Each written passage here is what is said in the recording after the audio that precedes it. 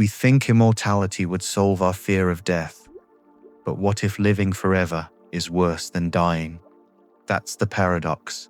We all fear the end, so we imagine its opposite, no ending at all. The oldest dream, the oldest escape, but also maybe the oldest trap. At first, immortality feels like a gift. More time, more chances to love, create, explore. Our survival instinct demands it. Our ego clings to it. Religions promise it. Science chases it. Heaven, reincarnation, cryonics, mind uploading. Different names, same desire. On the surface, forever looks like freedom. But the craving comes from the same place as all fear, the refusal to accept an ending. We don't just want to live, we want our story never to close. Every culture has dreamed of escaping death. In Mesopotamia's Epic of Gilgamesh, the hero searches for eternal life, only to fail, and learn that immortality belongs to the gods alone. In Greek myth, the goddess Eos fell in love with a mortal, Tithonus. She asked Zeus to grant him immortality, but forgot to ask for eternal youth. He lived forever, but withered into endless decay. In China, emperors sought elixirs of life, often poisoned by the alchemy meant to keep them alive. Medieval Europe searched for the philosopher's stone, a miracle that could promise eternal youth and endless gold. And folklore gave us vampires, beings cursed to live forever, but condemned to isolation, predation, and despair. Even the Aztecs tied immortality to sacrifice. They believed the sun itself would die unless nourished by human hearts, so life was extended not through comfort, but through blood. In Japanese folklore, Princess Kaguya was offered an elixir of immortality, but when she returned to the moon, the emperor ordered it burned on a mountaintop. Better to accept death than to live without meaning. Every story promises the same lesson. What seems like a gift quickly reveals itself as a curse.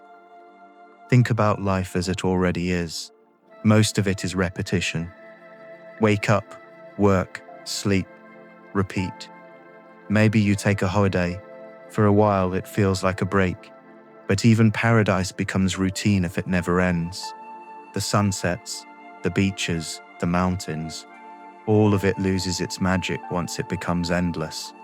Immortality wouldn't change that, it would magnify it. Philosophers saw this clearly. Schopenhauer argued that endless life would collapse into endless boredom. Nietzsche warned that eternal recurrence, reliving everything forever, would be the heaviest burden imaginable. Camus said, life was already absurd. Stretch it to eternity, and the absurdity becomes unbearable. Even in a single lifetime you feel it. At some point you've seen enough, done enough, another day, another achievement. And it starts to feel like, what else is left? Stretch that into eternity, and desire itself runs dry. And it's not just this life. Think about the afterlife stories. Eternal bliss, eternal reward, eternal peace. But how long before even heaven feels hollow? Without struggle, without risk, without loss, what does joy even mean? An eternity of pleasure without danger isn't paradise, it's anesthesia. It numbs you until joy means nothing at all. The Egyptians imagined the field of reeds, a perfected version of earthly life, where harvests never failed and families reunited forever. But if everything is guaranteed, does effort lose its meaning? The Mayans pictured Xibalba, an underworld where endless trials awaited. Yet even victory there was temporary, the cycle repeated, offering no true escape from struggle. In Zoroastrian thought, the faithful awaited a final renewal of the world, a paradise where evil was destroyed. But once evil is gone forever, what gives goodness its edge? And in modern times, utopian science fiction often imagines perfect futures without conflict, But those stories usually end up as dystopias. Perfection, when endless, becomes unbearable. If forever strips away urgency, even paradise risks turning into its opposite.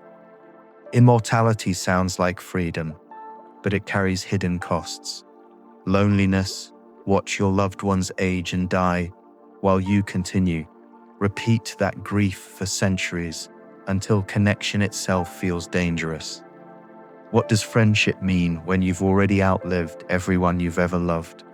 Detachment. When time is infinite, nothing feels urgent. Why risk love or sacrifice or effort when tomorrow will always be there? Identity erosion. Live long enough and the world around you changes completely. Languages shift, cultures collapse, memories fade. What part of you survives when everything that shaped you disappears? Psychology backs this up. Terror management theory shows that awareness of death is what pushes humans to create meaning, to pursue love, family, art, and achievement. Take mortality away, and you take away the very engine of motivation. Imagine falling in love, but knowing you'll have millions of tomorrows. Would you still choose today? If you live forever, you don't just escape death, you eventually escape yourself. That's the paradox of immortality. We think it's the cure to death, but maybe it strips away the very things that make life matter. Mortality is more than a limit. It's the structure that gives weight to experience. Moments are precious because they don't last.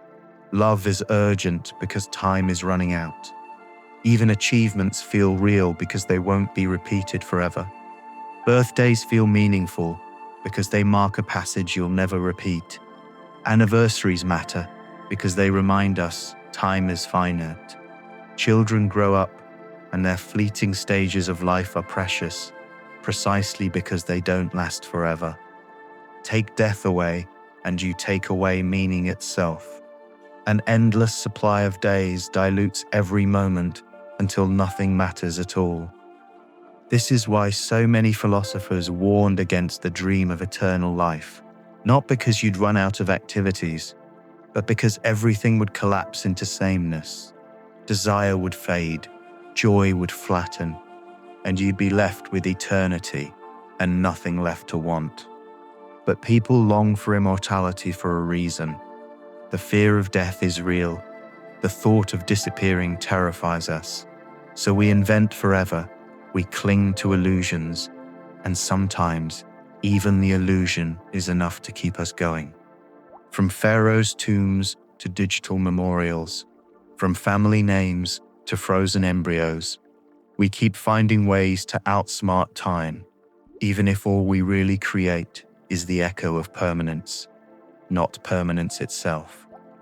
The dream hasn't died, it's just changed its tools. Today, billionaires fund longevity labs, searching for drugs to push death back indefinitely. Cryonics companies freeze bodies, hoping technology will one day bring them back. Tech entrepreneurs dream of uploading minds into machines, a kind of digital immortality, where consciousness could exist without a body. AI is creating grief bots, programs that mimic the voices and personalities of the dead, so their loved ones can keep talking to them. But these echoes aren't us, they're data stitched together, a simulation the ego clings to. And here's the hidden cost. These illusions can trap the living in grief, holding on to ghosts instead of moving forward. Maybe we won't be remembered as we are, just as data stitched into a mask. And the question always returns. If you survive without risk, without change, without the urgency of time, what are you surviving for? A copy of you might endure, but the life that gave it meaning is already gone. So is immortality a gift or a curse? Maybe it's neither. Maybe it's just an illusion. Because if life never ended, we might stop calling it life at all. The curse isn't death. The curse is believing that life without death would be better. Because maybe it wouldn't. Maybe the very thing we fear most, is what gives us meaning. We think death robs us, but maybe it gives us everything we've ever cared about. If immortality killed meaning, then maybe death isn't the thief at all. Maybe it's the giver. Maybe the fear of death isn't a problem to be solved, but a compass pointing us back to what matters most while we're here. So immortality isn't a gift, and it isn't a curse. It's a mirage. The real gift, the one we spend our lives running from, is that it ends.